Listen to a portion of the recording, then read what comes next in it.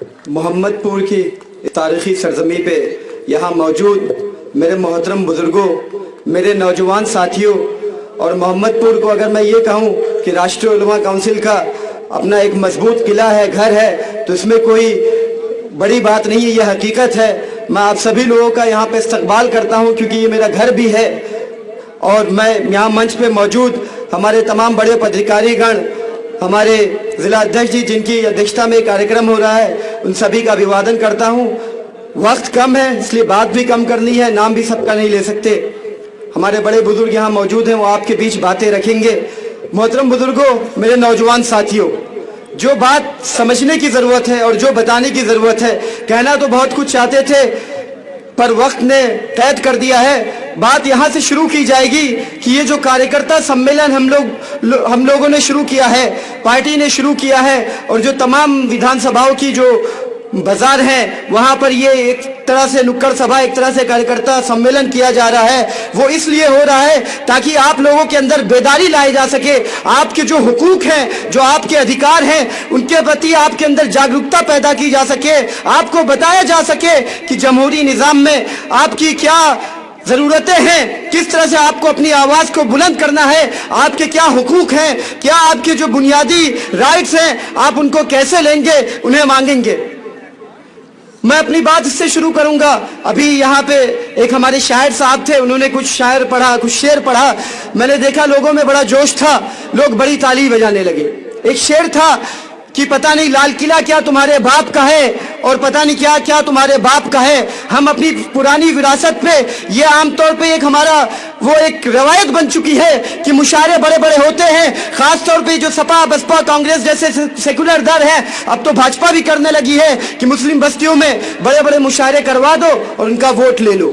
और अफसोस तो इस बात का है कि हम अपने बुनियादी हुकूक को तो पहचानते ही नहीं।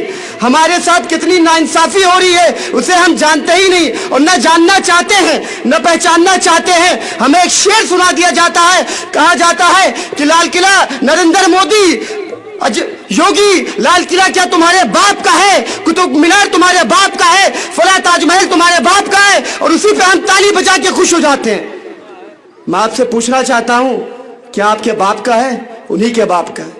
आज लाल किला को उठाकर मोदी जी ने जागरण के मालिक हैं उनके हाथ में बेच दिया, जो पूंजीपति हैं उनके हाथ में बेच दिया, किराए पर दे दिया। क्या कर लिया आपने? आपके बाप का था ना, क्या कर लिया आपने?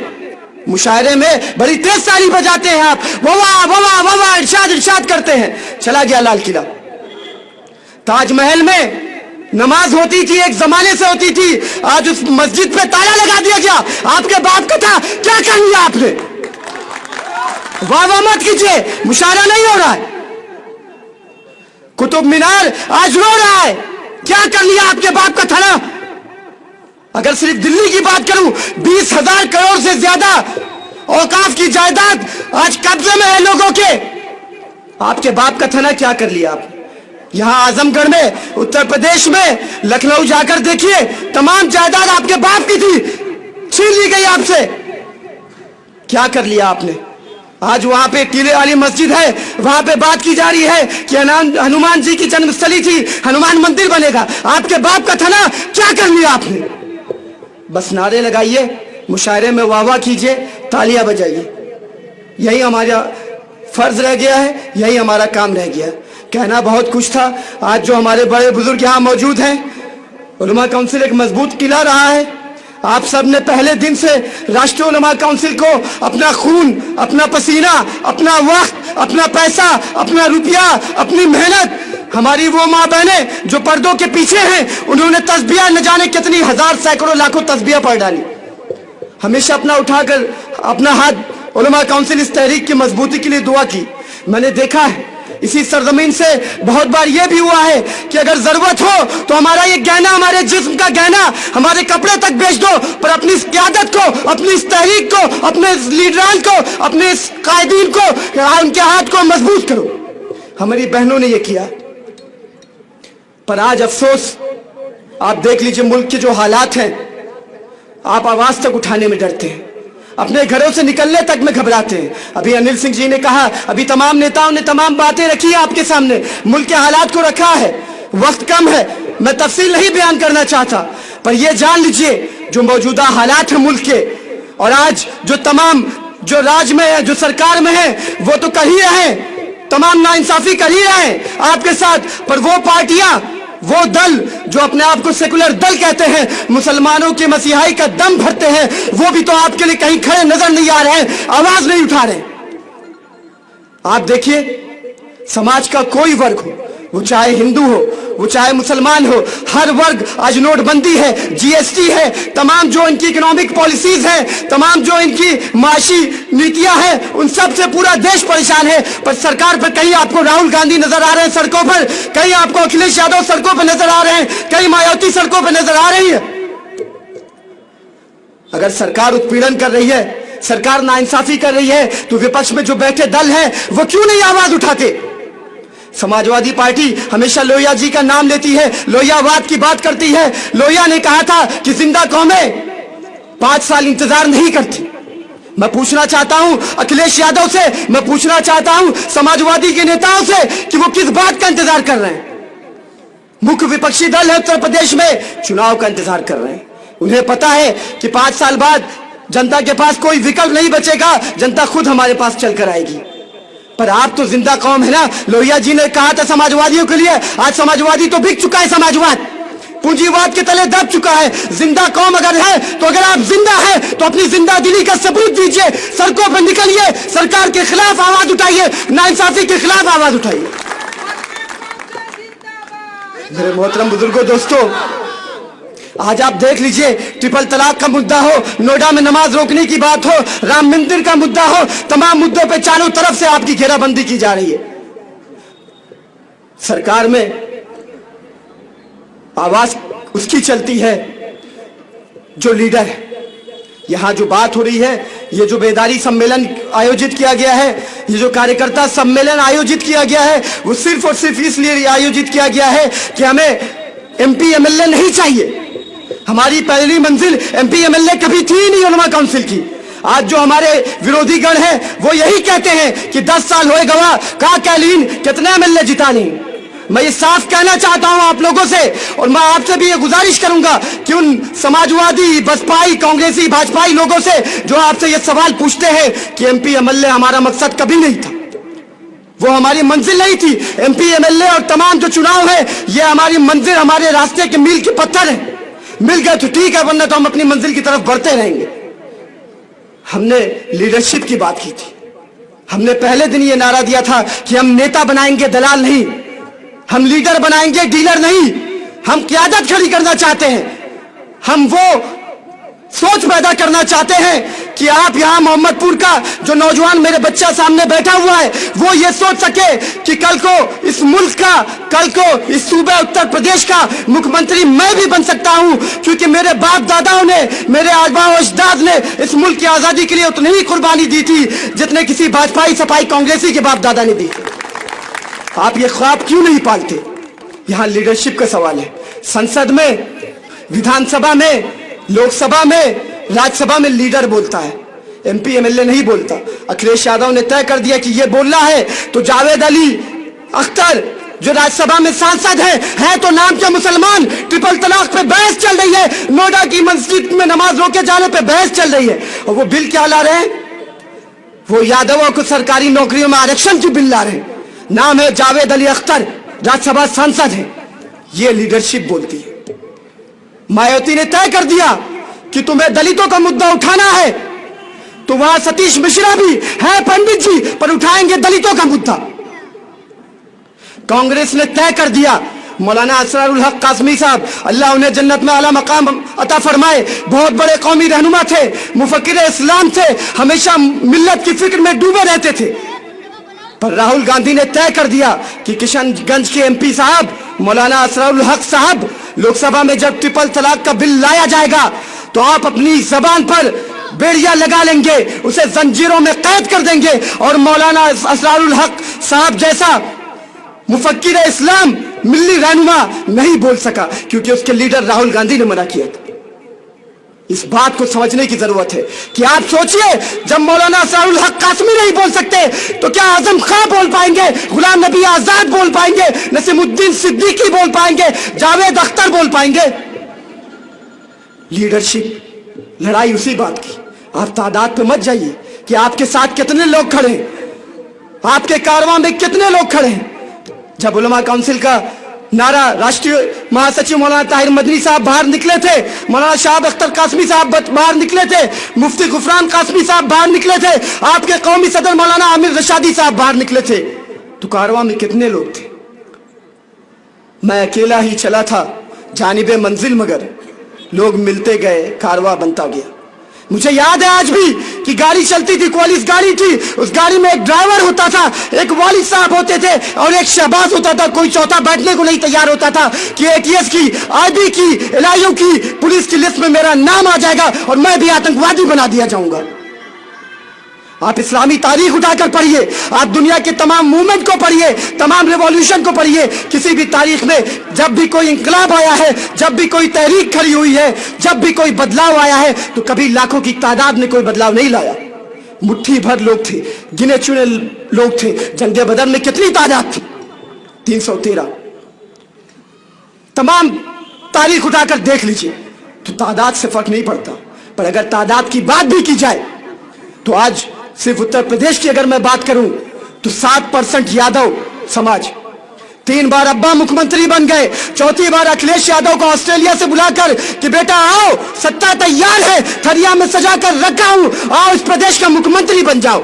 7% यादव समाज का। किसी यादव बस्ती में चले जाइए, उस बच्चे से पूछिए कि बाबू तुम्हें लगता है कल को तुम इस प्रदेश के मुख्यमंत्री बन सकते हो? वो कॉलर टाइट करके बोलेगा, जब अखिलेश यादव बन सकता है, जब मुलायम सिंह यादव बन सकता है, तो ये यादव भी बन सकता है। आप किसी मुस्लिम बस्ती में जाइए, किसी नौजवान से पूछिए, वो एमए बीएड हो, वो एमटेक हो, वो डॉक्टर हो, जाहिल को तो छोड़िए, वो पढ़ा लिखा भी हो, तो वो भी एहसास कमतरी में है, वो भी ज़हनी गुलामी में है। वो कहेगा नहीं भैया नहीं, मुसलमान इस मुल्क में, मुसलमान इस प्रदेश में मुख्यमंत्री तो छोड़िए, एमएलए बन जाए बहुत बड़ी बात है। ये ज़हनी गुलामी, इसके खिलाफ हमारा संघर्ष, इसके खिलाफ हमारी लड़ाई है।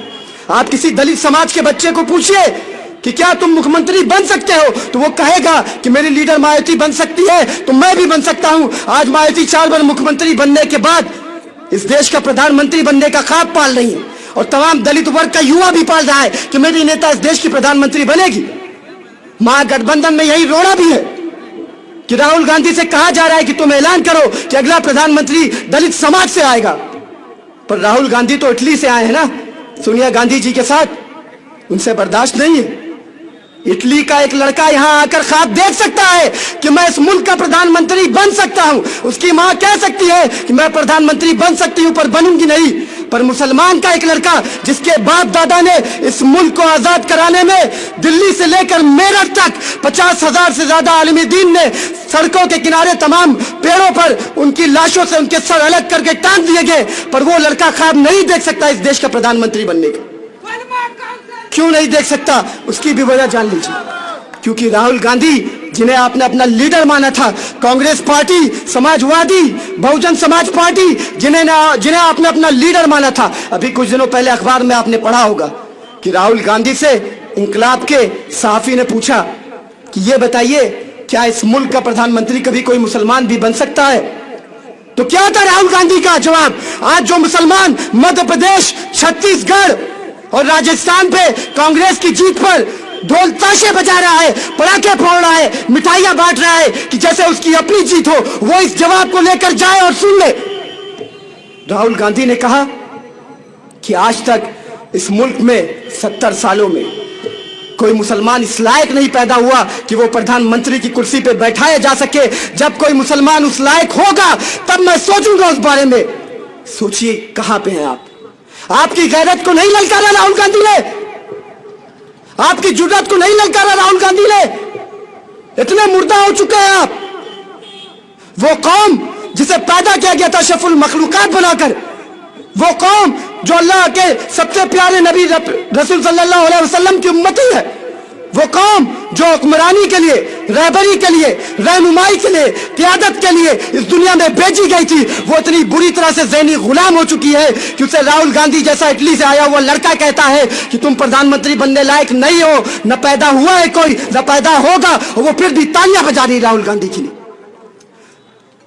वो अपनी जवानी कुर्बान करने को तैयार है अखिलेश यादव के लिए, पर वो जवानी इस बच्चे के लिए कुर्बान करने को नहीं तैयार है, इसके मुस्तकबिल के लिए कुर्बान करने को नहीं तैयार है, मौलाना ताहिर मदनी के लिए कुर्बान करने को नहीं तैयार है, मौलाना शाह अख्तर कासमी के लिए कुर्बान करने को नहीं तैयार है। ये जवानी है कुर्बान अखिलेश भैया तेरे नाम। कभी ये भी तो कहो कि ये जवानी है कुर्बान मोहम्मदपुर की जनता तेरे नाम। ये जवानी है कुर्बान मेरे इस नौनिहाल बच्चे तेरे नाम। ये जवानी है कुर्बान मेरे मुजफ्फरनगर की उन बहनों के लिए जो 1400 लड़कियों का रेप कर दिया गया उनके नाम।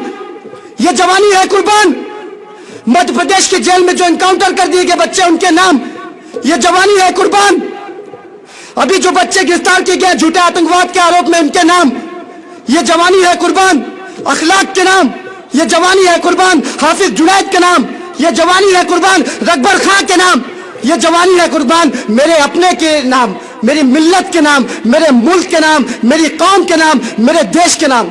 सिर्फ अखिलेश यादव के लिए कुर्बान होगी जवानी।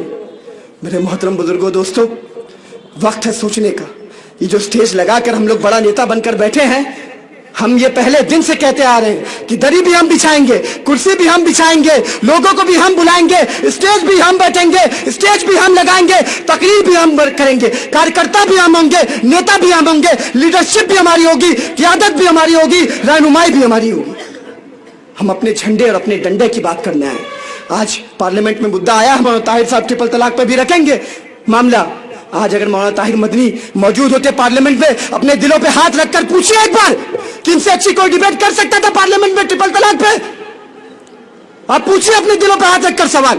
पर अगर कल को इलेक्शन में लड़ाया जाए मौलाना ताहिर मदनी साहब को, तो आप कहेंगे का फायदा भाजपा आ जाए, का फायदा वोटवा खराब करे से। 70 साल हो गए, भेड़िया आ जाएगा, भेड़िया आ जाएगा, भेड़ आ जाएगा, भेड़ आ जाएगा, भेड़ आ भी गया। इस मुल्क में मुसलमानों को 2 भेड़ से सबसे ज्यादा डराया गया। एक तरफ मोदी, दूसरी तरफ योगी।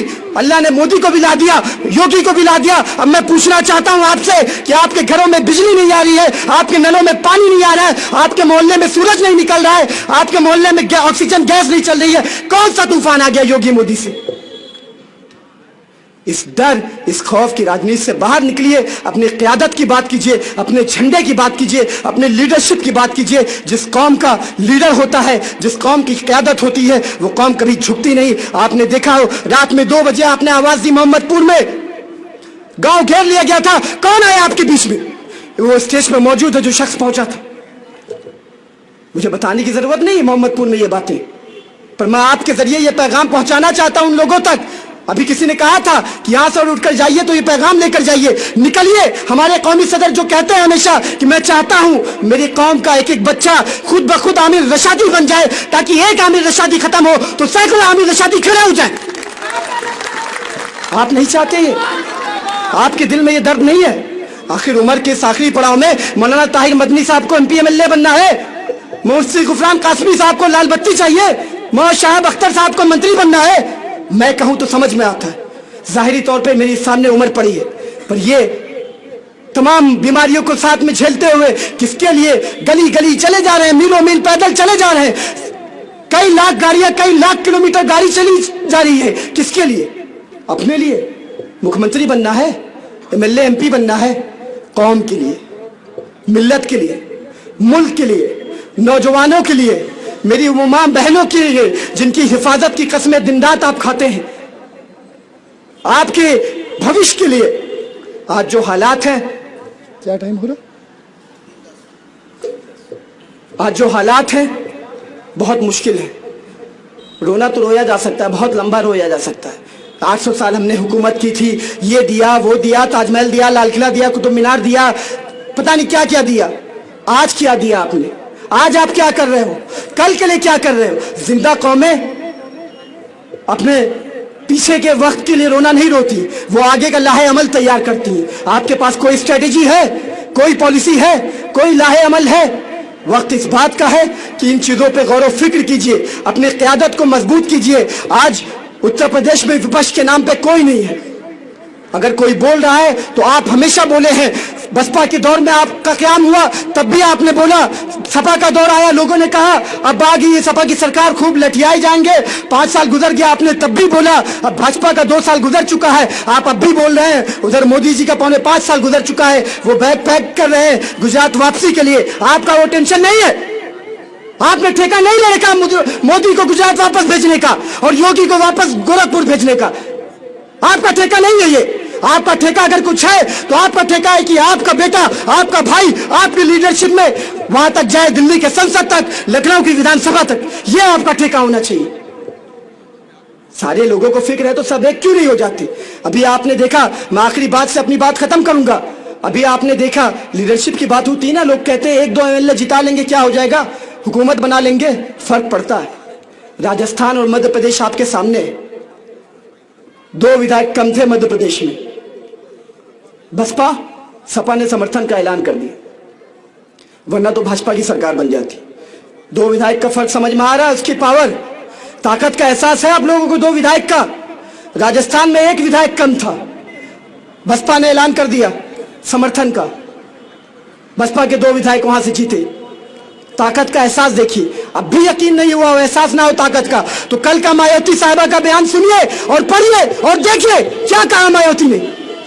उन्होंने कहा कि अगर जो भारत बंद के दौरान तमाम दलितों पे जो मुकदमे लगाए गए थे, अगर सरकार वापस नहीं लेती उन तमाम मुकदमों को राजस्थान और मध्य प्रदेश से, तो हम अपना समर्थन वापस ले लेंगे। और कमलनाथ जी मुख्यमंत्री मध्य प्रदेश, अशोक गहलोत जी मुख्यमंत्री राजस्थान, अपने तलवे पे आ गए। बहन जी जो कहिए हाजिर है। 2 विधायक 1 विधायक, राजस्थान में 1 चाहिए था और वहां 2 चाहिए था। अब आप सोचिए कि अगर उलमा काउंसिल का 1-2 विधायक होता तो फर्क पड़ता कि नहीं? ये सवाल आपके बीच छोड़ के जा रहा हूं, अपने दिलों से पूछिएगा। पूछिएगा उन सपा बसपा के लोगों से जो आपको भाजपा का एजेंट बनाते हैं कि भैया मध्य प्रदेश में 25 ऐसी सीट है जो कांग्रेस 1000 से कम वोटों से हारी है और वहां पे बसपा और सपा का प्रत्याशी था। क्या तुम भाजपा के एजेंट नहीं हुए? क्या तुमने 25 सीटों पे भाजपा को नहीं जिताया? तुम करो तो कुछ नहीं, हम करो तो बस पता नहीं क्या से क्या हो जाएगा। इन चीजों को समझिए, अपनी क़यादत को मजबूत कीजिए। मैं शेर से अपनी बात को खत्म करता हूं कि मुत्तहिद हो तो बदल डालो जमाने का निजाम, मुत्तहिद हो तो बदल डालो जमाने का निजाम, मुंतशिर हो तो मरो, शोर मचाते क्यों हो, शोर मचाते क्यों हो। बहुत बहुत शुक्रिया।